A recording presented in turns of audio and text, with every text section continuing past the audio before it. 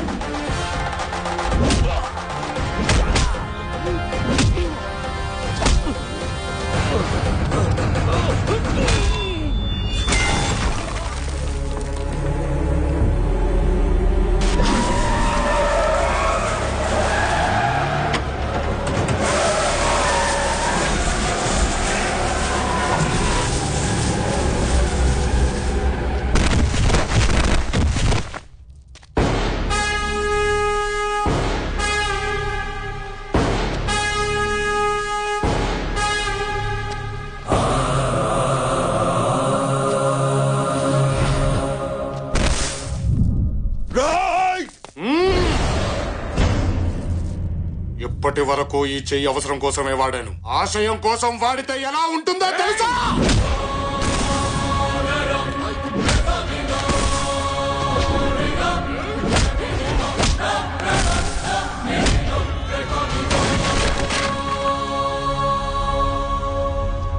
నా దేహం నీదా, చచ్చినా వదిలిపెట్టవా? బ్రతుకుని సృష్టించేది బ్రహ్మ, బ్రతుకుని ముగిచ్చేది బ్రహ్మ. ఆ రెండిటి మధ్యలో వాడు దొంగవుతాడో దొరవుతాడో నీ మొగుడవుతాడో బ్రహ్మ రాతను మార్చడానికి నువ్వెవడివిరా? మా గురించి, ఈ ప్రాంత చరిత్ర గురించి తెలియకుండా మాట్లాడుతున్నా. చరిత్ర సృష్టించేవాడెప్పుడు చెప్పినాడు, గుండె దమ్ముల్లో నుంచి పుడతాడు, నిలబడతాడు, మొదలు పెడతాడు. చరిత్ర సృష్టించే తిరిగి వెళతాడు. అది కాదనుకుంటేనే ఇలా కొట్టానంటే, ఒక్కసారి ఊరు నాది, వంశం నాది, జనాలు నా వాళ్ళు, వాళ్ళ సమస్య నాది అని అనుకొని కొడితే అది నీ ఇంకో 10 తరాలు నీ వంశంలో మగబిడ్డ పుట్టాలంటేనే భయపడతాడు. నేను నిలబడ్డ ఈ నేల మీదొట్టు, నన్ను తాకుతున్న ఈ గాలి మీదొట్టు, నన్ను నీ మీద కదులుతున్న నా వంశం మీదొట్టు, నన్నే నమ్ముకున్న ఈ జనం మీదొట్టు.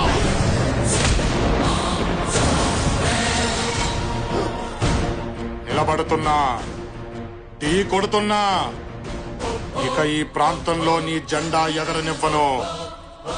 ఈ గడ్డ మీద ఒక్క ప్రాణము పోనివ్వను. కెలకొద్దు.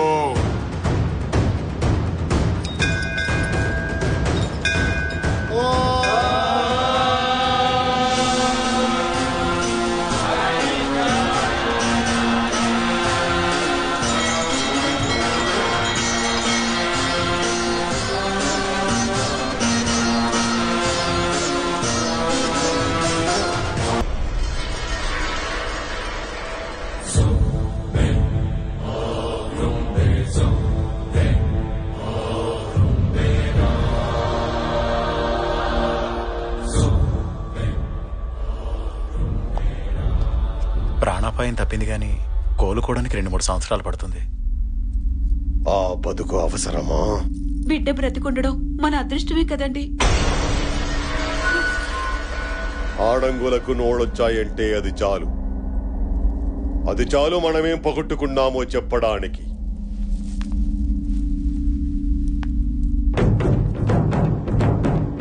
వాడు తాంబూలం తీసుకోలేదు, బరిలోకి దిగలేదు, కత్తి పట్టలేదు, ప్రాణాలు తీయలేదు. గెలిచాడు.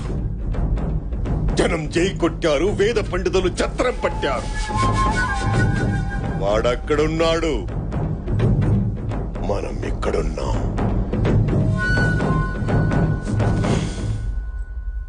ఈ ప్రాణం అవసరమా?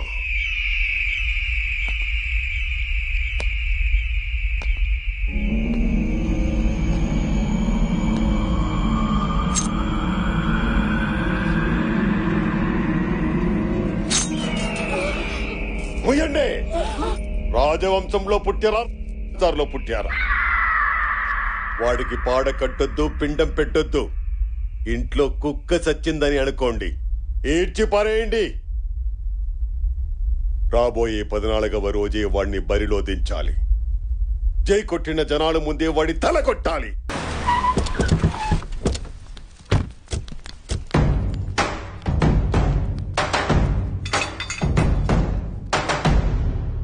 వీళ్ళందరూ మన చుట్టుపక్కల ఉన్న జమీందారులు బావా, మీ వంశానికి మద్దతుదారులు. చెప్పండి. 25 ఏళ్ల నుండి పరువు చచ్చి బతుకుతున్నాం బాబు. ఇన్నేళ్ల తర్వాత తాంబూలం రోజే శత్రువుని పరిగెత్తించావు. రేపు బరిలో మీ వెనకాల మేమందరం ఉంటాం బాబు. ప్రాణం పోయినా పర్వాలేదు. అయితే ఓ పని చేయండి, మీ పంట పొలాలు మొత్తం తగలబెట్టండి, మీ ఇళ్ళన్నీ కూల్చేయండి. పంట తగలట్టేస్తే తిండిలా బాబు? ఇళ్ళన్ని కూల్చేస్తే ఎక్కడుండాలి బాబు? చచ్చేవాడికి తిండెందుకు, ఇళ్ళెందుకు? 6 నెలలు కష్టపడితే వచ్చే పంట మీద మీకింత మమకారం ఉంది. 10 ఇటుకలు పేర్చుకుంటూ కట్టుకున్న ఇంటి మీద మీకింత ప్రేమ ఉంది. కానీ ఆ దేవుడిచ్చిన 100 ఏళ్ల జీవితం అంటే మాత్రం లెక్కలేదు. ఏ ప్రాణం కంటే రోషం ముఖ్యమా? మనిషిని మనిషి చంపుకు